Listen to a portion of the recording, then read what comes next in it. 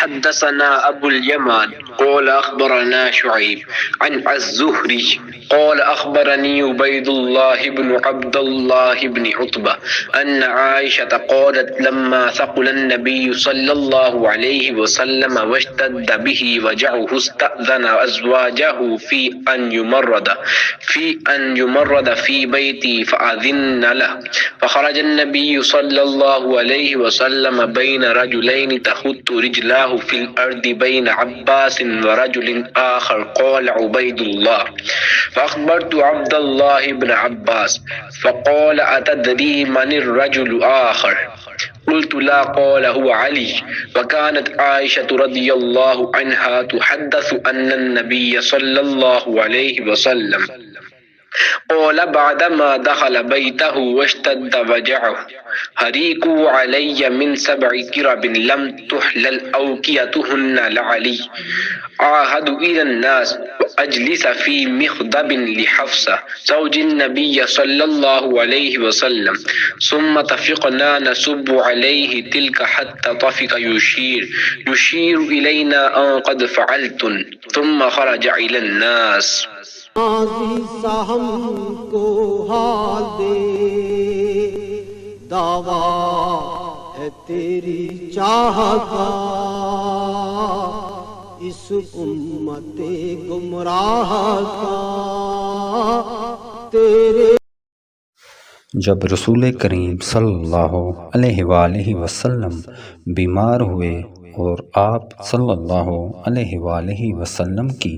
بیماری زیادہ ہو گئی تو آپ صلی اللہ علیہ وآلہ وسلم نے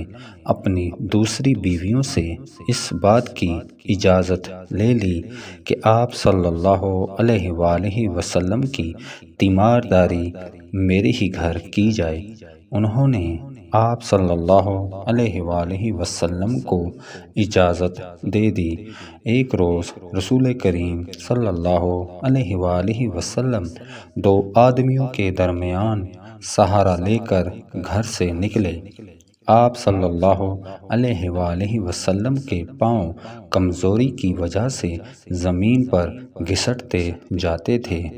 حضرت عباس رضی اللہ عنہ اور ایک آدمی کے درمیان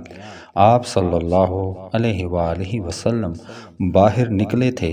عبید اللہ راوی حدیث کہتے ہیں کہ میں نے یہ حدیث عبداللہ بن عباس رضی اللہ عنہ کو سنائی تو وہ بولے تم جانتے ہو دوسرا آدمی کون تھا؟ میں نے عرض کیا کہ نہیں.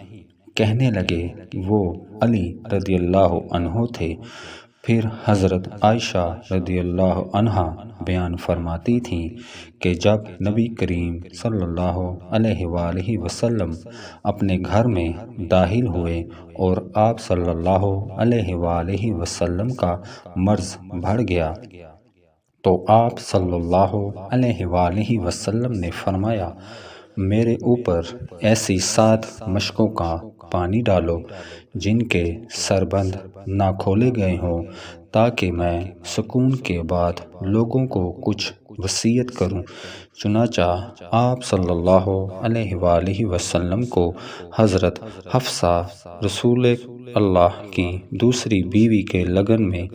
جو تانبے کا تھا بٹھا دیا گیا اور ہم نے آپ صلی اللہ علیہ وآلہ وسلم پر ان مشکوں سے پانی بہانا شروع کیا. جب آپ صلی اللہ علیہ وآلہ وسلم ہم کو اشارہ فرمانے لگے کہ بس اب تم نے اپنا کام پورا کر دیا تو اس کے بعد آپ صلی اللہ علیہ وآلہ وسلم لوگوں کے پاس باہر تشریف لے گئے. صحیح بخاری حدیث نمبر 198. دعویٰ ہے تیری چاہت کا